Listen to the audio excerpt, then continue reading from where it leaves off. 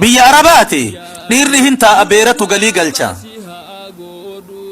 akkanatti rabbi qabe ummata islaamaa hidhaa keessa jirti gurbaa tokkichatu beera 3-4 mee haganuma haa jedhuan beera 3-4 ofirratti gibira gotefi beerri inni mana godheefi taa'ee nyaata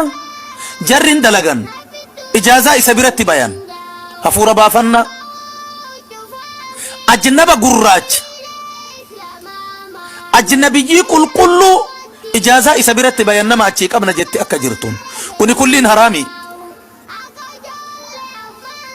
tunni kaadur waytaan xiqqoona godhani amma kabiraattu na fuudhe ni kenni sun maalta siin jedhanii si fuudhe kun suni moofee jira du'ee naan jedhanii moofee jedhan jedhe ni kenni akkana jedhanii gaafin narra dhiyaate hin moofe Allah marre jaarsotii wayta ujoollee warri nikaa walitti godhe nikaa moofi ma haroonfachuu dhaban bilaa shaman guddootiin guutuun haroonfattu nikaa ofi moofee jedhe asuma jira ka hukmii godhulle sun moofee jira naan jedhan jette eenyuun nikaa asii godhere osoo rabbii jedha ani jedhu dhufeenatti galee waan godhuun qabu mucaa tokko dhaleefii jira jette tanatu islaama tana lakkaawanna kuno akkana qabamnee qaba rabbii keessa jirra ikhwaanana yoo tuni asii ganama galgala ta iimaanni keessa jiru rabbi bira deemaa jira jettee boottu ta biyya jirtu ammoo biyya arabaa deemuu hedde jedhaniin korma magaalaa ka nami warri gaala horee akkami masaka korma gaalaa tokkocha 30 nama tokkocha ceekutti hidhatee deeman hin beeytaniimi yoo masaku sootti hogganu ceekutti gaala tokkocha hidhatee kaawwan duuyda kaawwaniititti hidhani kulliin duuka deema magaalaa Addis Ababaa kana dubartiin karaa naman dabarsitu biyya arabaa deema jettee nikaa ofirraa buusuun saala malee ijoollee lafa naqatte yoo achi ganuu biyya arabaa maali biyya aramaati aramama jedha isin aramama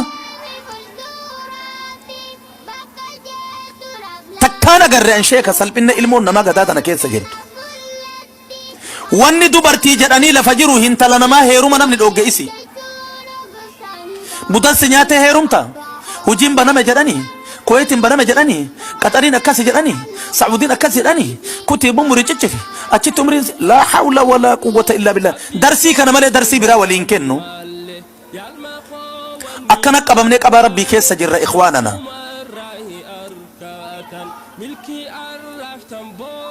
hedduun dubartii rabbitti amante biyyo arabaa tana keessa teettee warri iimaana qabu warri diinaa qabu warri masaajida ijaaru warri sochii khayraataa ta adda qabu imimmaan booyaa jira waan ilmoon namaa keessa jirtu imimmaan booyaa jira wallahi hulaa salphinnaa tajaalalti birrii jaalalli dooraalaa jaalalli riyaalaa ambatti banamee namni irdii fi maqaa ofii ittiin gurgurate tana rabbi nurraa haa cufu yaa rabbi nurraa cufi yaa rabbi nurraa cufi nahaa nyaatu amma teessantannin ta amma siyaate tana gurba tokkotu Ameerikaa kana jira dubbate jennaan yoo guyyaa tokko salaama gaafate kalaas namni karaa san hin bahu Ameerikaa heddi jedhani muftiin hin kadhatu muftiin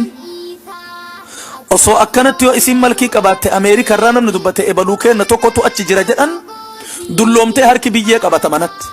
yookaan salphattee salphinna mana dhufti akkanatti qabamnee qaba rabbii keessa jirra maa qabii kana rabbi nurraa kaasu rabbii kennarraa kajeella subhaanahu wa ta'ala tariiti biyya ambaa keessa dhiibbaa fi ukkaamamuun nurratti dalage jedhanii dubartiin islaamummaa mulqattee kafaruun